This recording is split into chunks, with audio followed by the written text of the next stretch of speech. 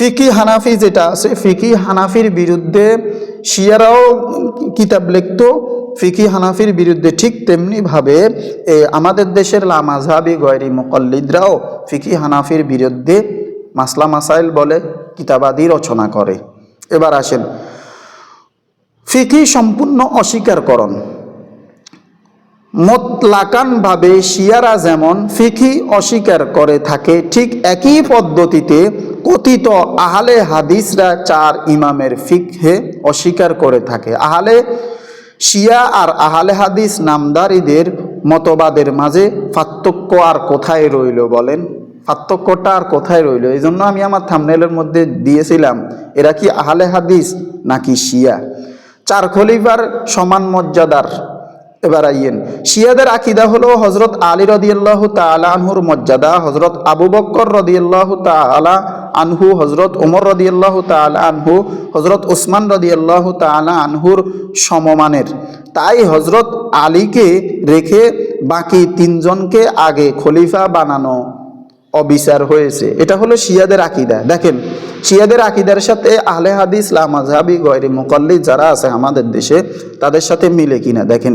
ঠিক তেমনিভাবে গয়রি মুকাল্লিদ তথা কথিত আহলে হাদিসদের কিতাবে ও হজরত আবু বকর রাদিয়াল্লাহু তাআলা আনহু, হজরত ওমর রাদিয়াল্লাহু তাআলা আনহুর তুলনায় শ্রেষ্ঠ মানা হয়নি, লেখা হয়েছে। রাসূলুল্লাহ সাল্লাল্লাহু আলাইহি ওয়াসাল্লামের পর যোগ্য ইমাম হলেন হজরত আবু বকর রাদিয়াল্লাহু তাআলা আনহু, তারপর হজরত ওমর রাদিয়াল্লাহু তাআলা আনহু, তারপর হজরত ওসমান রাদিয়াল্লাহু তাআলা আনহু, তারপর হজরত আলী রাদিয়াল্লাহু তাআলা আনহু, তারপর হজরত হাসান বিন আলী রাদিয়াল্লাহু তাআলা আনহু। আর আমরা জানি না তাদের মাঝে কে আল্লাহ তাআলার কাছে শ্রেষ্ঠ। অথচ পুরা উম্মতের কাছে রাসূল সাল্লাল্লাহু আলাইহি ওয়াসাল্লামের পর সর্বশ্রেষ্ঠ হলেন রাসূল করিম সাল্লাল্লাহু আলাইহি ওয়াসাল্লামের পর আবু বকর, হজরত ওমর। কিন্তু গায়রি মুকাল্লিদ দাবিদার হয়ে শিয়াদের সাথে একমত পোষণ করছেন। শিয়াদের মতে পোষণ করছেন তারা। শিয়াদের মতটা কি করছেন? পোষণ করছেন। সাহাবীরা ফাসিক, নাউযুবিল্লাহি মিন যালিক। সাহাবীরা কি? ফাসিক। আহলে সুন্নাত ওয়াল জামায়াতের মতে সকল সাহাবায়ে কেরাম সত্যের মাপকাঠি, সকলে ন্যায়পরায়ণ। কিন্তু শিয়াদের মতে কতিপয় সাহাবী ছাড়া বাকি সকল সাহাবীরাই ফাসিক। শিয়াদের সাথে সুর মিলিয়ে গয়রি মুকাল্লিদের কিতাবে লেখা হয়েছে। এর দ্বারা বোঝা গেল যে, আরবিটা আমি বলতেছি না কারণ সময়ের কারণে, আপনারা অনেকক্ষণ ভিডিও দেখবেন না, এই জন্য। এর দ্বারা বোঝা গেল যে সাহাবীদের মাঝে যারা ফাসিক ছিল, যেমন ওলীদ বিন উকবা রাদিয়াল্লাহু তাআলা আনহু, এমনি বলা যায় মুয়াবিয়া রাদিয়াল্লাহু তাআলা আনহু, আমর বিন আস রাদিয়াল্লাহু তাআলা আনহু, মুগিরা বিন শুবা রাদিয়াল্লাহু তাআলা আনহু এবং সামুরা বিন জুনদুব রাদিয়াল্লাহু তাআলা আনহু। এর ব্যাপারে নুজুলুল আবরার একটি কিতাব আছে। এই কিতাবের মধ্যে তাদেরকে ফাসিক বলে সাব্যস্ত করছেন। 3 নম্বর খণ্ডের 94 নম্বর পৃষ্ঠার মধ্যে এই 5 জন বড় বড় সাহাবী তার নিকট ফাসিক। এই ব্যক্তি শিয়া নয়তো কি? তারা আহলে হাদিসরা, লামাযহাবীরা। এবার আসেন শিয়াদের সাথে সুর মিলিয়ে মুয়াবিয়া রাদিয়াল্লাহু তাআলা আনহুর সাথে দুশমনী। মুয়াবিয়া রাদিয়াল্লাহু তাআলা আনহুর সাথে কি? দুশমনী। শিয়ারা যেমন মন গড়া ঐতিহাসিক রচনা করলেন, বিভিন্ন কিতাব বর্ণনা করেছেন। হজরত মুয়াবিয়া রাদিয়াল্লাহু তাআলা আনহুর মতো জান্নাতীদের সুসংবাদ প্রাপ্ত সাহাবীকে যাচ্ছে তাই বলে বেড়ায় তারা।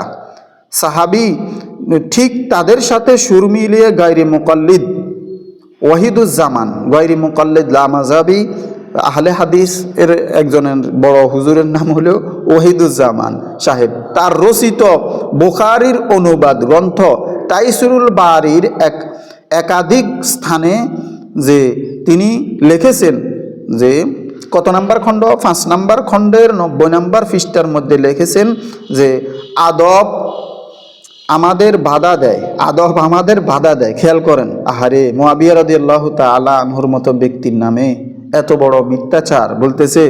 আদব আমাদের বাধা দেয় যে আমরা মুয়াবিয়ার ব্যাপারে কিছু না বলি।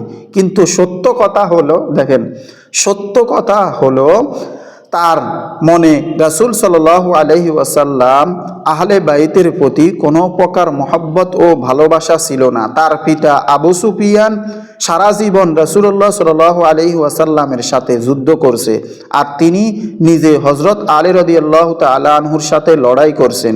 তার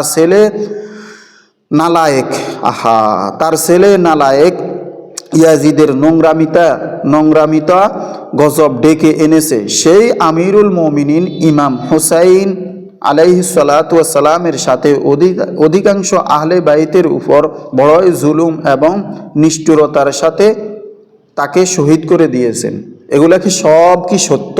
ওহিদুজ্জামান লামাযহাবি গয়রি মুকাল্লিদরা যেভাবে শিয়াদের সাথে সুর মিলিয়ে কথা বললেন এই কিতাবের মধ্যে, এগুলা কি সবই কি সত্য?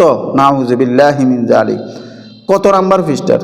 বুখারীর অনুবাদের 6 নং খণ্ডের 61 নম্বর পৃষ্ঠার মধ্যে আপনারা এই কথাটি কিন্তু পাবেন। বুখারীর অনুবাদ, তাদের, আমার নয়, আমাদের নয়, তাদের, আমাদের নয়।